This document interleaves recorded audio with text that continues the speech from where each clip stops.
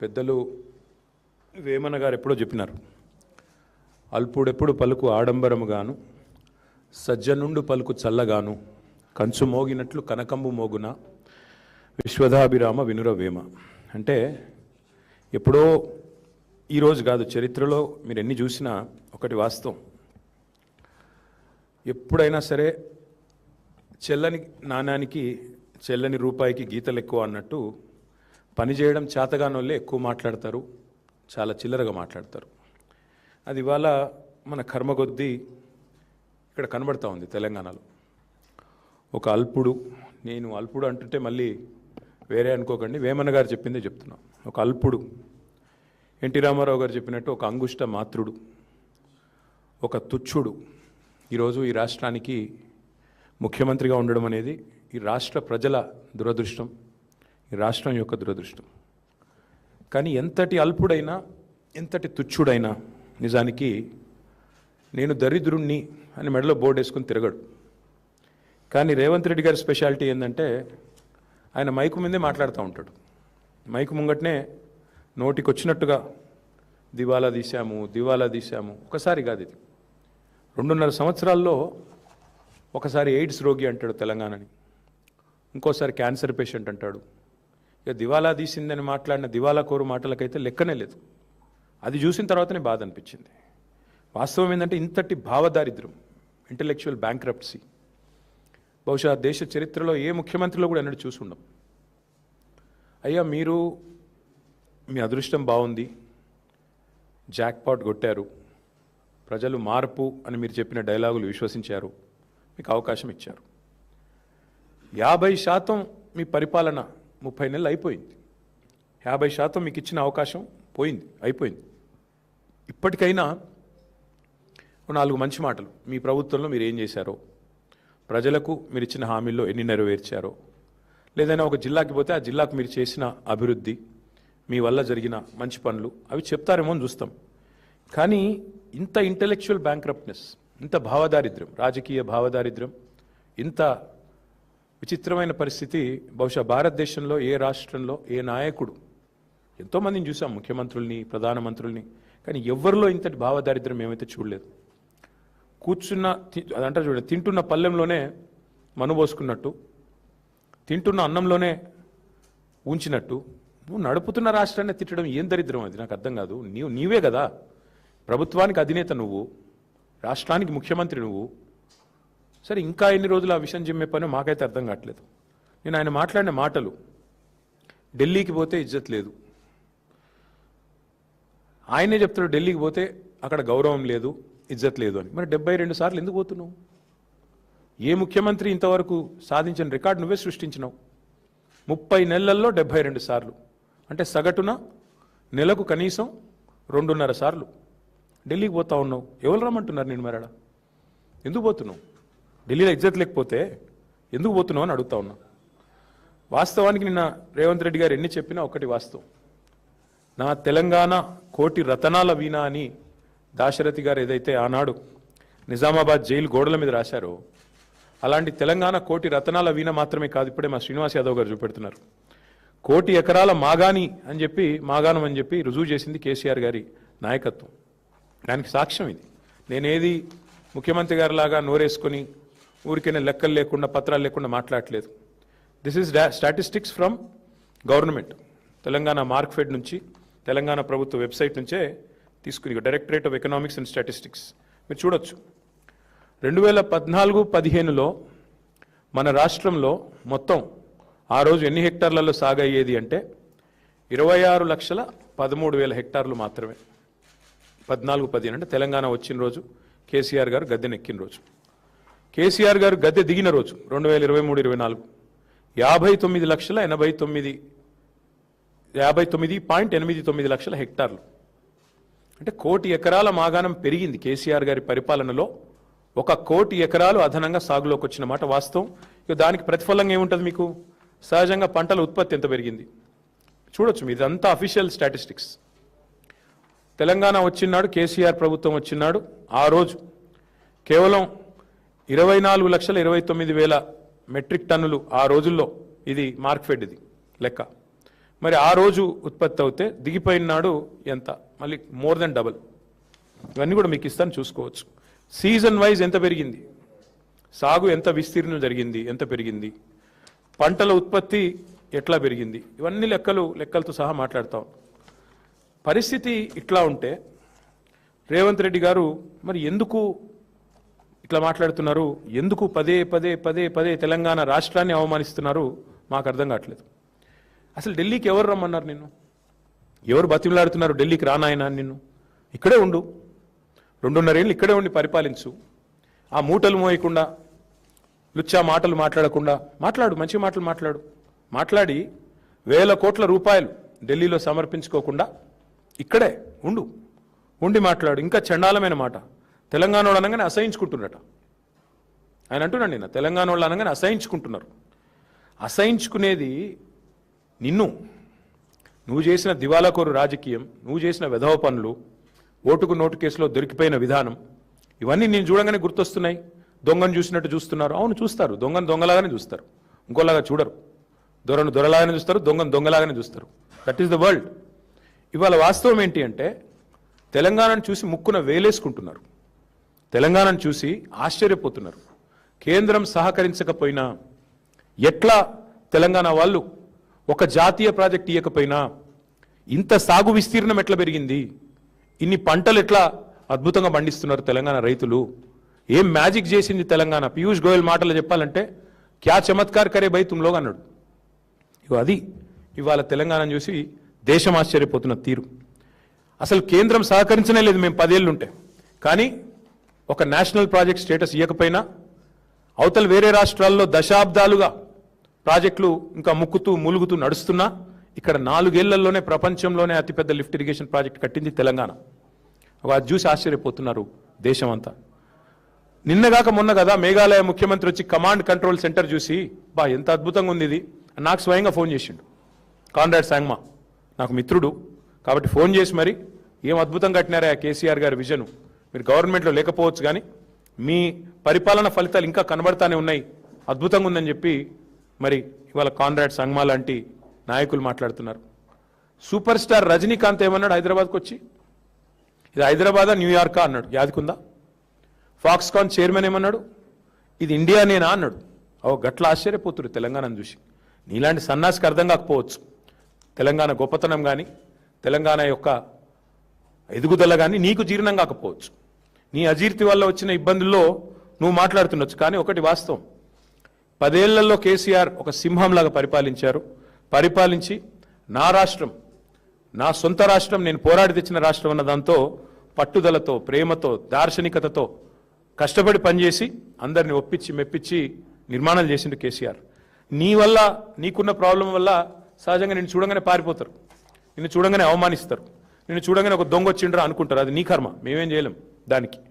ఇవాళ తెలంగాణ వాస్తవంగా చెప్పాలి అంటే అప్పులు కాదు మేము చేసింది, ఎంత అప్పు అని వీళ్ళ దోస్తే అడిగిండు, ఎవరో కాదు.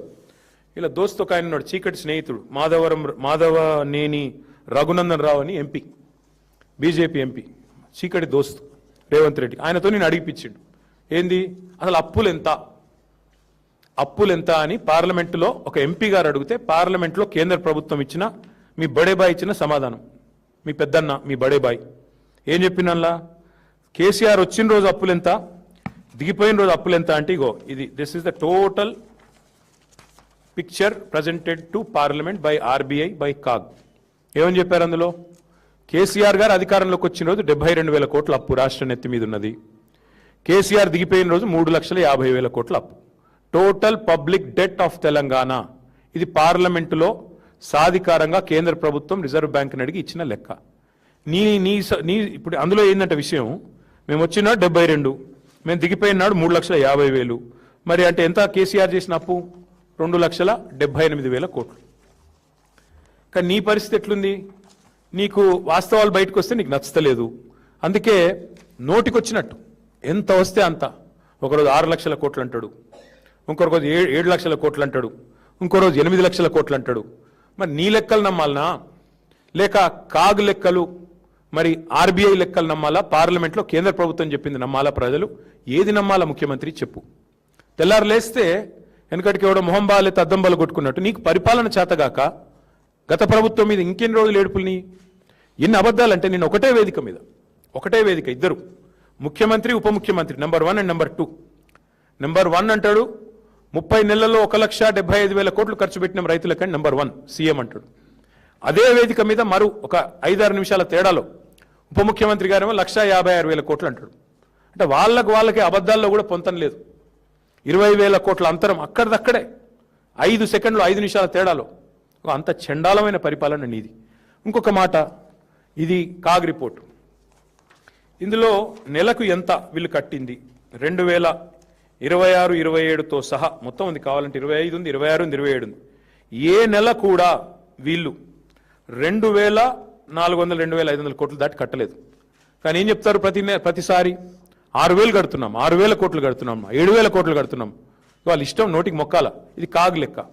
మరి కాగ్ లెక్క నమ్మాలా, నీ కాకి లెక్కలు నమ్మాలా? అంటే అప్పుల్లో మీరు చెప్పేది తప్పే, మిత్తిల్లో మీరు చెప్పేది తప్పే. మళ్ళీ ఇంకా దాని మీదకి వెళ్ళి తెలంగాణ ఏదో దివాలా తీసిన రాష్ట్రం అని నువ్వు మాట్లాడే మాటలు. వాస్తవం ఏంటంటే నీ పాలనలో తెలంగాణ ఆస్తులు కోల్పోతుంది నీ వల్ల, నీ కుటుంబం వల్ల. ఎందుకంటే ఎంత ధనిక రాష్ట్రమైనా, ఎంత గొప్ప రాష్ట్రమైనా ఇంతమంది ఒకటేసారి దోపిడీకి దిగితే ఉంటుందా? 7 అన్నదమ్ముళ్ళు, ఆయన పొంగు లూటి, పక్కకెళ్ళి ఇంకా వేరే లూటి, ఒకరు కాదు 10 మంది ఒక దండుపాలెం ముఠాలాగా తగులుకుంటే ఎంత పెద్ద రాష్ట్రమైనా, ఎంత గొప్ప రాష్ట్రమైనా మీ భూదాహానికి 1,00,00,000 ఎకరాలు మీరు ప్రైవేటెడ్ లిస్టులో పెట్టి మీరు చేస్తున్న 30% లూటీకి, మిస్టర్ 30%లు, మినిస్టర్ 30%లు, మీ లూటీకి, నీ బెదిరింపులకి చివరికి మీ పరిస్థితి ఎట్లా ఉందంటే మీ సొంత మంత్రుల కుటుంబ సభ్యులు చెప్తున్నారు కదా, పారిశ్రామికవేత్తల తలకు తుపాకులు పెట్టే దిగజారుడు సంస్కృతి ఇవాళ ఈ రాష్ట్రంలో తెచ్చిందేవాడు? రేవంత్ రెడ్డి కాదా? నీ ఇంటెనకాల నీ తమ్ముడు, నీ ప్రధాన అనుచరుడు తలకు తుపాకీ పెట్టిండని నీ మంత్రి గారి కుమార్తె చెప్తున్నది. That is the state of Telangana, that is the fate of Telangana under Revanth Reddy. మీ కబ్జాలు, మీ రెవెన్యూ మంత్రి కుటుంబ సభ్యులు, నీ అన్నదమ్ముళ్ళు, ఆఖరికి ఎల్ఎన్టీని కూడా ఇష్టపెట్టలేదు కదా మీరు. ఎల్ఎన్టీ సిఎఫ్ఓను జైల్లో పెడతా అని బెదిరిస్తేవి, ఎస్బీఐ వాళ్ళు కోర్టుకు పోతే వాళ్ళను బ్లాక్మెయిల్ చేయబడుతుంది. మరి నీ బేకార్ మాటలకు కొత్తగా ఎవడన్న పరిశ్రమలు పెట్టాడు వస్తాడా? అందుకే నేను అనేది రేవంత్ రెడ్డి గారు, మీరు రాహుల్ బంధు బంద్ చేసి, పొంగులేటి బంధు బంద్ చేసి, బ్రదర్స్ బంధు పథకం బంద్ చేస్తే అన్ని సెట్ అవుతాయి. బ్రదర్స్ బంధు, పొంగులేటి బంధు, రాహుల్ బంధు, రైతు బంధు లేనేలేదు కదా ఈ రాష్ట్రంలో. ఇది వాస్తవం. ఇంకొక మాట కూడా నేను చెప్పేది వారికి, అప్పుల విషయంలో నువ్వు చెప్పేది శుద్ధ తప్పు. అట్లాగే మీరు నెల నెల కడుతున్న మిత్తిల విషయంలో నువ్వు చెప్పేది శుద్ధ తప్పు. సంపద విషయంలో కూడా నువ్వు చెప్పేది శుద్ధ తప్పు. తెలంగాణ వచ్చినాడు నెలకు తెలంగాణ యొక్క రెవెన్యూ 2014లో మేము అధికారంలోకి వచ్చిన కొత్తలో నెలకు 4,000 కోట్లు మాత్రమే తెలంగాణ రెవెన్యూ. అదే మేము దిగిపోయినాడు నెలకు 18,500 కోట్ల రెవెన్యూ పెంచి, అంటే 4.5 లక్షల కోట్లున్న జిఎస్డిపిని, గ్రాస్ స్టేట్ డొమెస్టిక్ ప్రోడక్ట్ని 15 లక్షల కోట్లకు తీసుకుపోయి, అంటే రాష్ట్ర సంపద పెంచి 4,000 కోట్లు నెలకు వచ్చే పరిస్థితి నుంచి 18,500 కోట్లకు తీసుకొచ్చి నీ చేతిలో పెట్టినాం. మరి ఇంకా కూడా సిగ్గు లేకుండా అప్పుల మీద తప్పే నువ్వు చెప్పేది, తప్పుడు ప్రచారం. సంపద మీద నువ్వు పెంచేది తప్పుడు మాటలే, సంపద మీద చెప్పేది తప్పులే. ఈ అన్నింటికి మించి మళ్ళీ రైతు బంధు విషయంలో కూడా మీరు నిన్నటికి నిన్న మీరు మాట్లాడిన దిగజారుడు మాటలు 1-2 కాదు, ఎన్ని తప్పుడు మాటలు నిన్న కూడా. రాష్ట్రంలో అంట ఈయన వచ్చినాకనే రైతులకి ఏదో గొప్ప పని చేసినాడంట. ఏం గొప్ప పని చేసినావా నువ్వు? వాళ్ళ రాష్ట్రంలో ఏ రైతును అడుగుదాం చెప్పు. ఎంత మీరు ఎగ్గొట్టింది ఎంత ఇంతవరకు?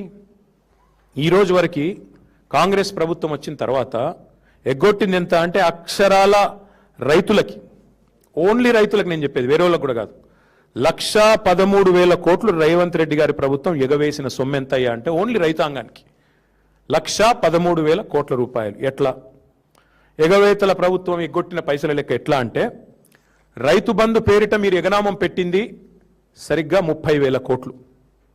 ఓన్లీ రైతు బంధు పేరిట మీరు ఎగ్గొట్టింది 30,000 కోట్లు. కౌలు రైతులది కూడా కలిపితే మీరిచ్చిన హామీయే కదా 100 రోజుల్లో కౌలు రైతులకు కూడా ఇస్తామని. కౌలు రైతులది కూడా కలిపితే 22,500 కోట్లు. 30,000 భూ యజమానులకు, కౌలు రైతులకు 22,500 కోట్లు. రుణమాఫీ, మీ కథ గుర్తుండాలి రుణమాఫీది. బ్యాంకర్లను అడిగితే 50,000 కోట్లు అన్నారు రుణమాఫీకి. ముఖ్యమంత్రి గారు వెంటనే 4 రోజుల్లోనే మాట మార్చి నాలుక మడతబెట్టి 50,000 కోట్లు కాదు, ఒక సంవత్సరం కావాలంటే అన్ని వీడియోలు ఉన్నాయి, ప్లే చేయమంటే కూడా చేస్తా. ఒక సంవత్సరం కడుపు కట్టుకుంటే 40,000 కోట్లు ఎడమ చేత్తో కట్టేస్తా అన్నాడు. అంటే ముఖ్యమంత్రి లెక్క 40,000 కోట్లు. క్యాబినెట్కి వచ్చే వరకు 31,000 కోట్లు అయింది రుణమాఫీ. అక్కడికి వెళ్ళి బడ్జెట్కి వచ్చే వరకు 26,000 కోట్లు అయింది. చివరికి వాళ్ళు చెప్తున్న లెక్క నిజమే అనుకుంటే కూడా అల్టిమేట్గా ఆగింది 20,000 కోట్ల కాడికి. వ్యవసాయ మంత్రి గారి లెక్క 20,000 కోట్లు. ఒక్కొక్కరిది ఒక్కో పాట. బ్యాంకర్లు 50,000 కోట్లు, సీఎం 40,000 కోట్లు, క్యాబినెట్ 31,000, బడ్జెట్ 26,000, వ్యవసాయ మంత్రి లెక్క 20,000 కోట్లు. అంటే అందులో కూడా మీరు రైతు రుణమాఫీలో ఎగ్గొట్టింది 29,500 కోట్లు ఎగ్గొట్టింది. రైతు కూలీలకు మీరు పంగనామం పెట్టింది 15,000 కోట్లు.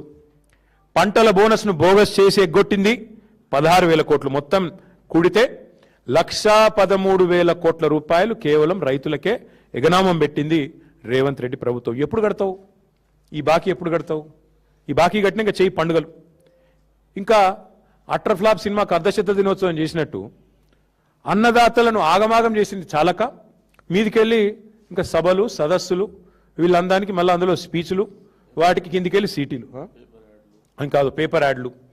చెప్తున్నా కదా, అట్టర్ ఫ్లాప్ సినిమాకు అర్ధశత దినోత్సవం అంటే ఇదే. బలవంతంగా జాకీలు పెట్టి లేపుతుంటారు చూడు, బాగుందా బాగుందా అని. వాళ్ళే మళ్ళీ డబ్బా కొట్టుకున్నాడు గట్ల. ఏం వెరగబెట్టినావు నువ్వు అసలు రైతులకి? ఏం చేసినావు చెప్పు. ఇన్ని రోజులు 2.5 ఏళ్లలో చేసింది ఒకసారి చెప్పు, మేము కూడా విని తరిస్తాం అందరం కూడా. అంటే ఎట్లా తయారైందంటే ఇప్పుడు నిజంగా అబద్ధం చెప్పడం అనేది ఆయన జన్మ హక్కు. అబద్ధం ఆయనకు ఆరో ప్రాణం. అసలు అబద్ధాలు చెప్పకపోతే ఇక ఆయనకు ఇంకా వేరే ఏమీ రాదు అన్నట్టుగా మీటింగులు పెట్టి రోత మాటలు, రైతు మీటింగ్ అంటాడు, రోత మాటలు మాట్లాడతాడు. ఇంకా అందులో కొన్ని మధ్యలో గరికపాటి లాగా, ఆ గరికపాటి పెద్ద ఆయన ఉంటాడు ఒక ఆయన, చాగంటి గారిలాగా గరికపాటి గారిలాగా మధ్యలో ప్రవచనాలు చెప్తున్నాడు. ఏమని? అధికారం శాశ్వతం కాదు. ఖచ్చితంగా నీకు చెప్తున్నా, నీకు శాశ్వతం కాదు, నీకు ప్రతిపక్ష పాత్ర కూడా మిగిలదు భవిష్యత్తులో. ఆ పరిస్థితి తప్పకుండా రాబోతా ఉంది. ఇంకా విచిత్రం ఏంటంటే అసలు 22 మార్చ్, ఎక్కువ రోజులు కూడా కాలేదు, ఈ సంవత్సరమే 22 మార్చి నాడు చెప్పాడు రేవంత్ రెడ్డి గారు యాసంగి పంటకు సంబంధించి, యాసంగి రైతు బంధుకు సంబంధించి 45 రోజుల్లో మొత్తం రైతు బంధు వేస్తా అన్నాడు. మార్చి 22 నాడు చెప్పిండు. 45 రోజుల్లోనే కంప్లీట్ చేస్తా అన్నాడు. 100 రోజులు అయిపోయింది. మరి 2 ఎకరాలకు వేసిండు, చేతులు దులుపుకున్నాడు, అయిపోయింది, పారిపోయింది, మళ్ళీ పత్తలేడు. మళ్ళీ నిన్న చెప్తా ఉన్నాడు 9,000 కోట్లు. నాకైనా ఇంకొక అనుమానం వచ్చింది నిన్న కొంతమంది మిత్రులతో మాట్లాడినా. మరి రాష్ట్రం దివాలా అంటాడు, బనీన్లకు పొక్కలు ఉన్నాయి అంటాడు, మొత్తం ఆగమాగం అయిపోయింది అంటాడు, ఊపర్ షేర్వాణి అందరు పరేషాని అంటాడు. మరి రాహుల్ గాంధీకి మాత్రం 1000 కోట్లు ఇస్తా అంటాడు. నాకు అది అర్థం కాదు. రాష్ట్రం దివాలా ఎట్లా? రైతు బంధుకు పైసలు ఉండవు ఎట్లా? రిటైర్డ్ ఉద్యోగులకు పైసలు ఉండవు ఎట్లా? పిల్లగాళ్ళకు ఫీజు రీంబర్స్మెంట్ ఇచ్చేందుకు పైసలు ఉండవు ఎట్లా? దేనికి పైసలు లేవు, నన్ను దొంగను చూసినట్టు చూస్తున్నారు, అవన్నీ డైలాగులు బాగానే ఉన్నాయి. మరి రాహుల్ గాంధీ కాడికి వచ్చే వరకు మాత్రం అవసరమైతే 1000 కోట్లు ఇచ్చేస్తా. ఎక్కడి నుంచి వస్తున్నాయి 1000 కోట్లు మరి రాహుల్ గాంధీ కాడికి? ఇంకా విచిత్రమైన మాటలు ఆయన మాట్లాడుతుంటే ఆయనలో నిజంగా ఒక అపరిచితుడు ఏమైనా దాగి ఉన్నాడేమో, ఈ మనిషికి ఏమైనా మానసికమైన జబ్బు ఉందేమో అనుమానం కూడా వస్తూ ఉంది మాకు ఆయన మాట్లాడుతున్న మాటలు. ఎందుకంటే పరస్పర వైరుధ్యం ఉన్న మాటలు. అప్పుడే ఇట్లా అంటాడు, అప్పుడే అట్లా అంటాడు. ఆయన్నే చెప్తాడు ఇంకోదికి అవసరమైతే ఒక్కొక్క రైతుకు 10 లక్షలు వేస్తా ఖాతాల్లో అంటాడు. మళ్ళీ అప్పుడే బీదరుపులు అరుస్తాడు. అప్పుడే అప్పు ఉడతలేదంటాడు, కానీ 4 లక్షల కోట్లు అప్పు చేసిండు. కేసీఆర్ ప్రభుత్వం మొత్తం 2,80,000 కోట్లు అప్పు చేస్తే 10 ఏళ్లలో 2.5 ఏళ్లలోనే పూర్తి స్థాయిలో మరి 4 లక్షల కోట్లు అప్పు చేసిండు రేవంత్ రెడ్డి గారు. ఇలా 3 పంటలకు రైతు బంధు ఇవ్వాలని చెప్పి మాట్లాడిన మనగాడు ఇవాళ ఆయననే 4 పంటలకు ఎగ్గొట్టిండు. ఇప్పుడు మాట్లాడుతూ ఉన్నాడు పెద్ద పెద్ద మాటలు రైతు బంధు గురించి. ఇంకొక మాట నేను అడుగుతా ఉన్నా, చర్చ పెడదాం రా అంటాడు. చెప్పు, మేము రెడీగా ఉన్నాం. అసెంబ్లీలో పెడతావా? అసెంబ్లీలో పెడతావా? ప్రెస్ క్లబ్లో పెడతావా? లేదా నీ జూబ్లీ హిల్స్ ప్యాలెస్కి రమ్మంటావా? కట్టినావు కదా 200 కోట్లతోనేది బోడీ పెవిలియనో ఆడ పెడతావా? ఏడ పెడతావు చెప్పు, వస్తాం. చెప్పు. విచిత్రమైన మనిషిన. అప్పు పుట్టట్లేదు, పైసలు లేవు అంటాడు, కానీ 200 కోట్ల రూపాయలతో అందాల పోటీలు నిర్వహిస్తాడు. 200 కోట్లతో పిల్లలతో ఆయనకి ఇష్టమైన ఫుట్బాల్ ఆటలు ఆడేసుకుంటున్నాడు మెస్సీనో పిలిచి. 5 కోట్ల రూపాయలతో ఆయన ఫుట్బాల్ ఆడుకోవడానికి గ్రౌండ్ కట్టుకున్నాడు. అట్లాగే ఆయనకి ప్రగతి భవన్ అంటే అంత అద్భుతమైన కార్యాలయం కట్టిస్తే దాన్ని వదిలేసి ఇవాళ మరి చాలా విచిత్రం, చాలా విచిత్రమైన పరిస్థితి. ఆయన అంటాడు ప్రగతి భవన్ వదిలేసి అక్కడ 200 కోట్లు పెట్టి ఇంకో క్యాంపు కార్యాలయం కట్టిండు 200 కోట్లతో. దాని కాంపౌండ్ నిర్మాణానికే 19 కోట్లట. కాంపౌండ్ వాల్ నిర్మాణానికి 19 కోట్లు, మొత్తం 200 కోట్లు. కానీ అర్ధరాత్రి పోయి దొంగచాటుగా గృహప్రవేశం. తప్పు చేయకపోతే బాజాప్తా చేయొచ్చు కదా. అర్ధరాత్రి గృహప్రవేశాలు ఎందుకు మీరు మీ శ్రీమతి? అదే ప్రైవేట్ ఇల్లులాగా. అంటే ఎంత చెండాలం. అందుకే అంటున్నాను నేను, ముఖ్యమంత్రి విసిరిన సవాలుకు నేను రెడీ. మా పార్టీ తరఫున నేను వస్తా. చేసేదే చెత్త పాలన, దాని మీదకెళ్ళి చర్చ అంటాడు. వెల్కమ్. వరంగల్ చౌరస్తాలో పెట్టుకుందామా? ఎక్కడైతే నువ్వు రైతు డిక్లరేషన్ అని చెప్పి నువ్వు మీ రాహుల్ గాంధీ వచ్చినరో అక్కడికి వస్తావా? పెడదామా చర్చ? లేదా అశోక్ నగర్ చౌరస్తాలో పెడదామా? 2 లక్షల ఉద్యోగాలని చెప్పి రాహుల్ గాంధీ డైలాగులు కొట్టిన అశోక్ నగర్ చౌరస్తాలో పెడతావా? తెలుసుకుందామా? రైతు మీదైనా నిరుద్యోగుల మీదైనా దేని మీదైనా సరే, టాపిక్ నీ ఇష్టం, ప్లేస్ నీ ఇష్టం, డేట్ కూడా నీ ఇష్టం. చేతనైతే నువ్వు వస్తావా? నీ రాహుల్ గాంధీ వస్తాడా? ఎవరు వస్తారో రండి. తప్పకుండా మిమ్మల్ని గనక అక్కడ గణాంకాలతో సహా మీ తప్పులు బయట పెట్టకపోతే, మిమ్మల్ని మీ పరిపాలన యొక్క వైఫల్యాన్ని నగ్నంగా నిలబెట్టకపోతే అశోక్ నగర్ చౌరస్తాలో, వరంగల్ చౌరస్తాలో శాశ్వతంగా రాజకీయాల నుంచి తప్పుకుంటా. సవాల్కు సిద్ధమా? స్వీకరిస్తావా? అంటే ఒక్కటంటే ఒక్కటి చేయకుండా, రైతు డిక్లరేషన్లో ఒక్కటంటే ఒక్క మాట కూడా చేయకుండా, ఇష్టం వచ్చిన మాటలు, ఇష్టం వచ్చిన డైలాగులు, చండాలపు మళ్ళీ కూతలు, కారు కూతలు. అందుకే నేను అనేది, ఛాలెంజ్ చేస్తే నిలబెట్టుకునే దమ్ముండాలి. రేవంత్ రెడ్డి గారికి ఏంటంటే అలవాటు, సవాల్ అంటాడు, పారిపోతాడు. కొడంగల్లో 2 సార్లు చేసిండు, ఇప్పటికి 3 సార్లు. జిహెచ్ఎంసీలో మేము గెలిస్తే రాజకీయాల నుంచి తప్పుకుంటా అన్నాడు 2015లో. మేము గెలిచినాం, 99 కొట్టినాం, పారిపోయినాడు. కొడంగల్లో నేను ఓడిపోతే రాజకీయ సన్యాసం చేస్తాడు 2018లో. ఓడిపోయాడు, ఇంట్లో కూర్చున్నాడు. 3 నెలల్లోనే సిగ్గుదప్పి మళ్ళీ పార్లమెంట్లో నిలబడ్డాడు. మళ్ళీ ఈ మధ్యనే ఒకసారి అన్నాడు, రైతులు రాజు చేసుకుంది ఎవరో తెలుసుకుందాం రా, దమ్ముంటే రా నువ్వు ప్రెస్ క్లబ్కి అన్నాడు. నేను సరైన పోయి ప్రెస్ క్లబ్లో కూర్చుంటే నేను కళ్ళు కాంపౌండ్కు రాను అని ప్రెస్ మిత్రులను కూడా, మీ ప్రెస్ క్లబ్ను కూడా అవమానించే విధంగా దాని మీద కూడా మాట్లాడినాడు. ఇక ఇంకా చెప్పుకుంటే చాలా ఉంది. కానీ నేను మీ అందరితో చేస్తున్న ప్రార్థన ఒకటే, ఇవాళ రేవంత్ రెడ్డి గారి పరిపాలనలో ముఖ్యంగా ఈ మూర్ఖపు ముఖ్యమంత్రి గారి మాటలు వింటున్న రైతులు ఎవరైతున్నారో వారు బాధపడతా ఉన్నారు. ఎందుకంటే వారికి అర్థమైపోయింది, ముఖ్యమంత్రి గారికి సభలు పెట్టడం, అది కూడా ఎకరానికి ఒక సభ, 1 ఎకరానికి రైతు బంద్ చేస్తే దానికి ఒక సభ, సభలు పెట్టడం, రోత మాటలు మాట్లాడడం, బూతులు తిట్టడం తప్ప ఆయనకి ఏమి చేత కాదని అర్థమైపోయింది. ఒకవైపు రైతులు ఏడుస్తున్నారు రోడ్ల మీద పడి, ఆ యూరియా యాప్ తీసేయండి నాయన, ఏమీ దౌర్భాగ్యం, మా దగ్గర కనెక్టివిటీ ఉండదు, స్మార్ట్ ఫోన్లు ఉండయి, ఆ యాప్ ఏంది, దాని లొల్లేందని నిజామాబాద్లో, కరీంనగర్లో రైతులు ధర్నాలు చేస్తున్నారు రోడ్ల మీద. కానీ ఉలుకు లేదు, పలుకు లేదు, కనీసం పట్టించుకునే నాదుడు లేదు. ఆదిలాబాద్లో ధాన్యపు కుప్పల మీదనే మన పాండురంగాన్ని రైతు ఆత్మహత్య చేసుకుంటే బోత్ నియోజకవర్గంలో మేము పోయినాం, అందరం మా ఎమ్మెల్యేలు మేము అందరం పోయినాం.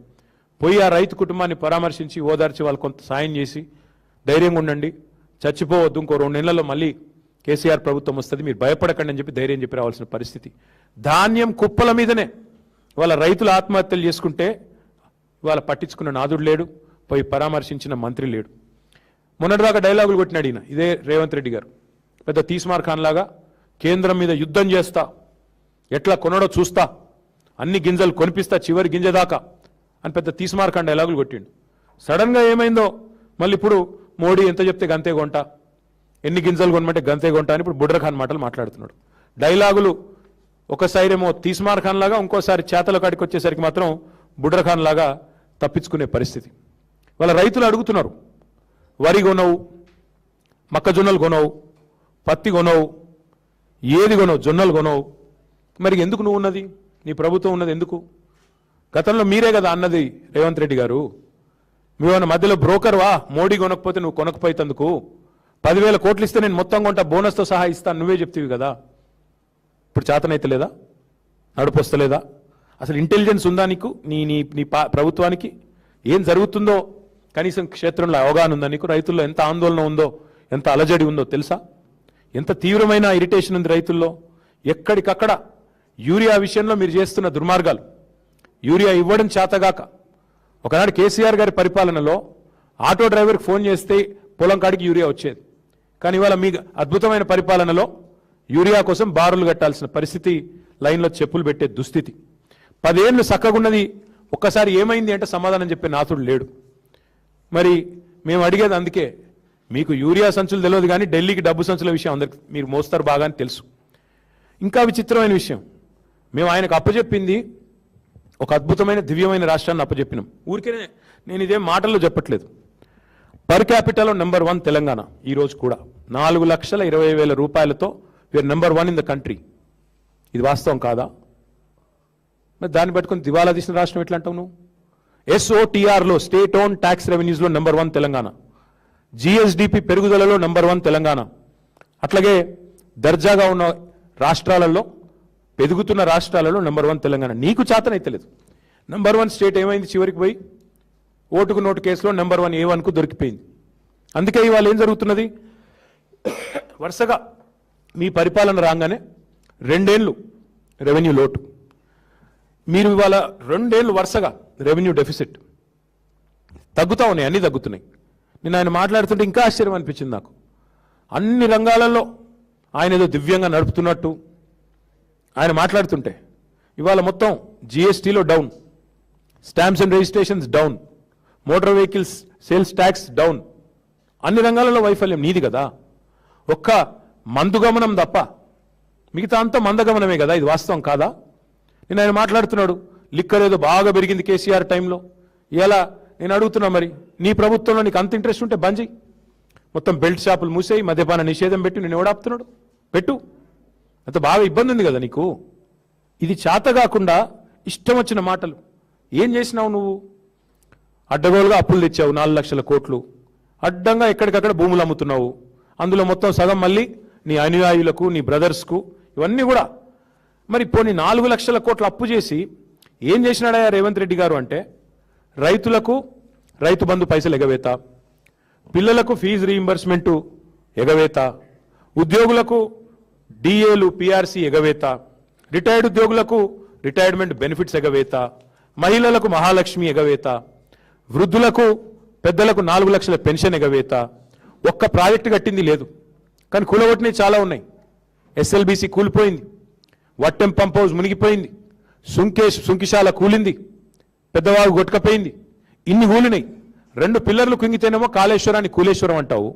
మరి ఇన్ని కూలగొట్టి SLBCలో చివరికి 8 మంది చచ్చిపోతే శవాలు తీయలేని అసమర్థ ప్రభుత్వం నీది. అందుకే నేను రేవంత్ రెడ్డి గారికి చివరిగా చెప్పేది ఒకటే, మీరు ఎంత ఏడ్చినా, ఎంత గగ్గోలు పెట్టినా, తెలంగాణ ఇవాళ దేశానికి అన్నపూర్ణగా అవతరించింది అంటే దానికి కారణం కేసీఆర్ గారి సమర్థ నాయకత్వం, తెలంగాణ రైతు కష్టం.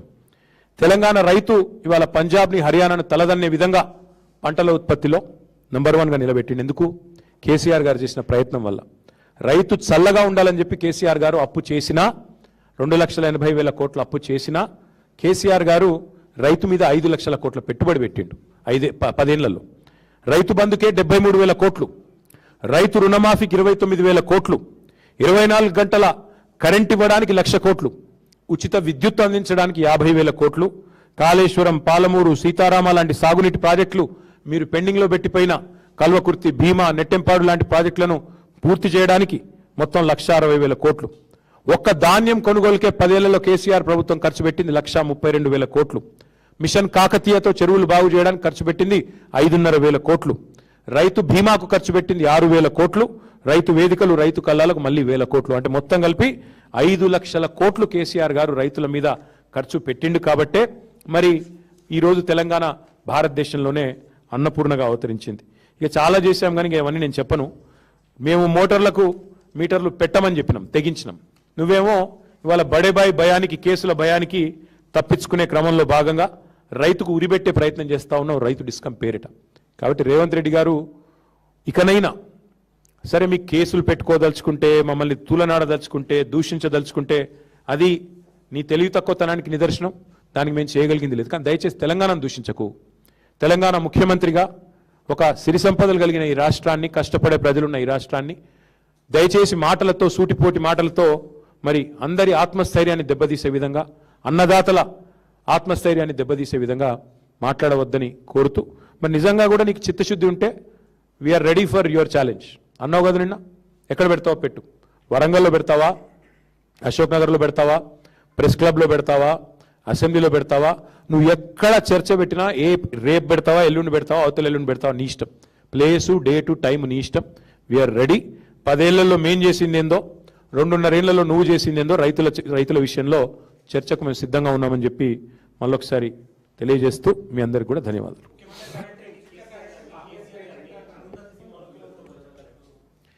ఎట్లా చూస్తాం బ్రదర్, బాహుబలి సినిమాలో చివరికి బల్లాల దేవుడికి ఏ గత అయిందో ఆయనకు కూడా గదే గత అవుతుందని చెప్తాను నేను. ఆయన భాషలో ఆయనకే చెప్పాలి కదా.